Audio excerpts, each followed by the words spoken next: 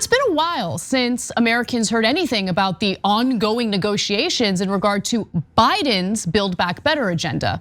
You know, the legislation that would actually include provisions that would improve Americans' lives, do things like provide universal childcare, universal pre-K, some help with childcare, maybe a little bit of time off that would be mandatory paid family leave.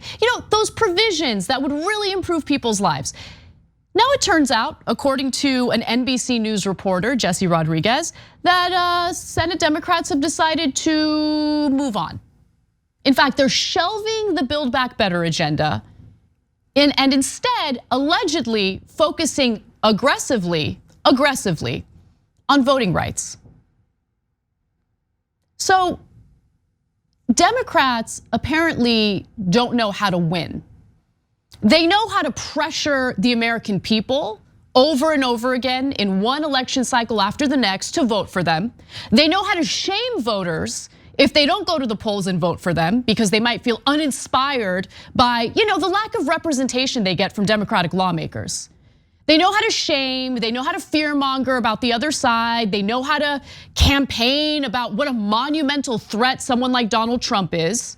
But once they hold the levers of power, once they're in charge of Congress, once they take control of the executive branch, they then turn around and give you all these pathetic excuses for why they can't accomplish a damn thing to improve your life.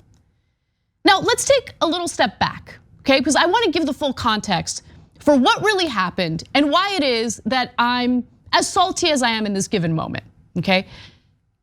Biden's agenda initially was one piece of legislation, a multi-trillion-dollar piece of legislation that included both physical infrastructure and what he referred to as human infrastructure. Now, the human infrastructure was basically all of those provisions that I mentioned earlier.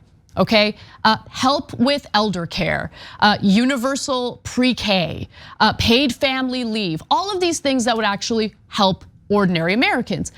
At some point, in order to give this illusion that bipartisanship is still possible in Congress, Biden decided and agreed to essentially split that piece of legislation up into two parts, okay? And one of them ended up being the physical infrastructure bill that corporations love because there's room for them to benefit off of it. And then all the human infrastructure, all of the important provisions that corporate America is not in favor of, that GOP lawmakers certainly aren't in favor of, and corporate Democrats are paid to be against, ends up going in a separate bill. The Build Back Better agenda ends up essentially being separated from physical infrastructure. And wow, would you look at that? The corporate handout bill, otherwise known as the bipartisan infrastructure bill, breezes on through, okay? We got that done. Nancy Pelosi, House leadership, okay, House Speaker Nancy Pelosi, at first promised that there would be no passage of the bipartisan infrastructure bill until there was passage of the Build Back Better agenda, the social spending bill. She reneged on that promise after she received light pressure from moderate Democrats in the House. So she lied, let's just keep it real. She lied, she reneged, call it whatever you want. She didn't end up fulfilling what she promised to do as House Speaker. And then you have corporate media giving her a massive pat on the back as if she's a master legislator who accomplished something so incredible. Let me just say, accomplishing legislation on behalf of corporate donors is not really much of an accomplishment. That is the easiest thing to do as a lawmaker in this country, where legalized bribery has led to complete corporate rule. The real question is, well, what happened to the Build Back Better agenda? What happened to the social spending? Oh, they're shelving it now. And for all the progressive lawmakers in the House who ended up reneging themselves by voting in favor of the bipartisan infrastructure bill, they're garbage lawmakers. Harsh words, but it's true. They turned their backs on the American people. They turned their backs on their voters. And sure, they're gonna, give you all of these cutesy little fantasy stories about how the bipartisan infrastructure bill, which allocates a measly $550 billion in new spending, is gonna do amazing things for the American people. It's gonna do incredible things for our infrastructure. They leave out that it's also gonna privatize public infrastructure, which means that corporations will be in charge of roads and bridges and parts of the infrastructure that we get to use right now for free. But once corporations take over, they're gonna implement those tolls, they're gonna implement fees. It's gonna be a little more expensive to just get to and from work.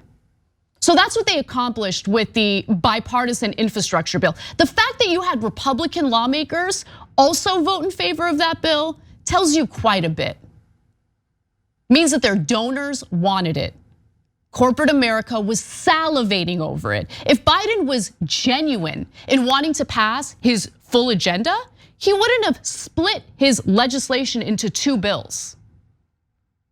And if Democratic leadership in Congress was genuine in wanting to pass that bill, in passing Biden's full agenda, they wouldn't allow those 2 bills, that one piece of legislation to be split into 2. And they certainly wouldn't have passed the bipartisan infrastructure bill without having first passed the social spending bill. This was their play all along. Now that's speculation, but how could you not think that? I mean, these are lawmakers, they know to some extent what they're doing. I don't think that they're all stupid. They know that if they split the bill into 2 different parts, one being favored by corporate America and the other not being favored by their donors, gee, I wonder what's gonna happen.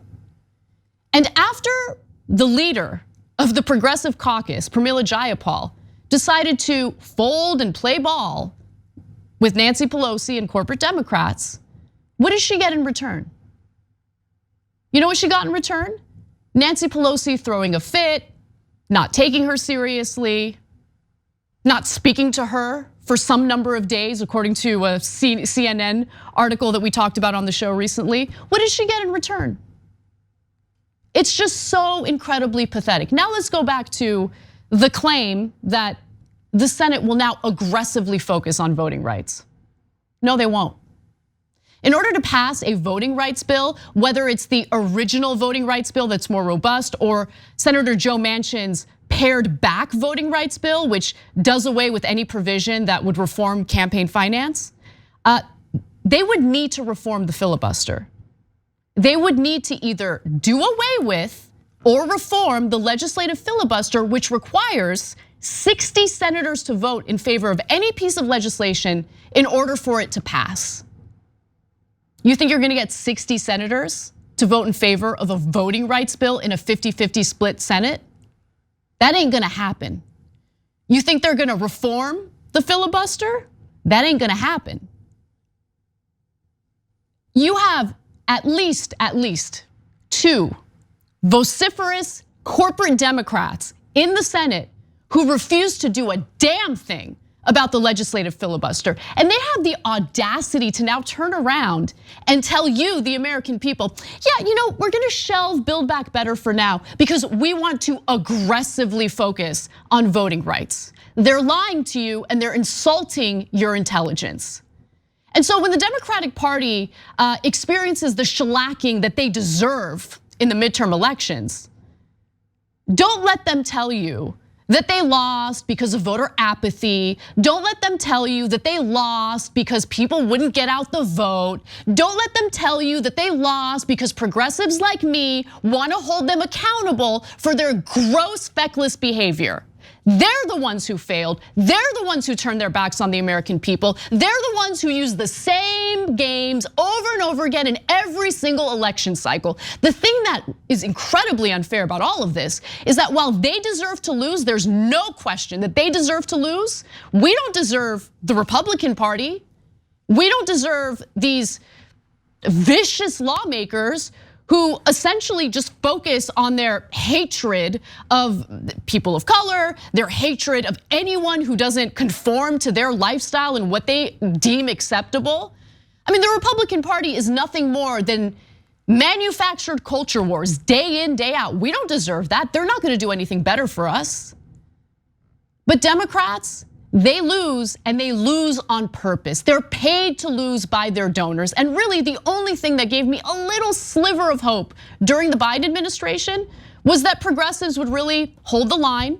that progressives would do what needed to be done and use whatever leverage they have to get provisions that Americans desperately need. But even some of those progressives, not all of them, but some of those progressives let us down as well. And as negative as I sound right now, and as black-pilled as I might sound right now, I'm not experiencing this sense of hopelessness, because there are good things happening in the country. We're seeing labor movement that we have not seen in this country for decades. And really, that's our only hope at this point. I've given up on Congress. I'm gonna vote strategically. I'm not a nihilist. But to only focus on electoral politics is a massive mistake. Because if workers don't have power, if the people are not organized, then Congress really doesn't feel like they need to answer to us. They certainly do feel like they need to answer to their corporate donors and the corporate overlords who actually rule this country. But if workers aren't organized and if they don't flex their power, we're gonna keep running into the same issue over and over and over again. Take a look at this country's history. The only time ordinary Americans received policies that they deserved, worker protections that they deserved, was when they got together, they organized their workplaces, and they applied pressure. That's the only thing that works, period. I'm done with Congress. Vote strategically, vote however you feel you need to vote. But I'm done with all of these games and all of these ridiculous campaigns about how these lawmakers are gonna really represent the working American and how they're gonna change things around and speak truth to power. They're not gonna do any of it, because all of the incentives right now are in the wrong place. Under this system of legalized bribery, the incentives are in the wrong place, period. Thanks for watching The Young Turks, really appreciate it. Another way to show support is through YouTube memberships. You'll get to interact with us more. There's live chat emojis, badges. You've got emojis of me, Anna, John, JR. So those are super fun. But you also get playback of our exclusive member-only shows and specials right after they air. So all of that, all you gotta do is click that join button right underneath the video. Thank you.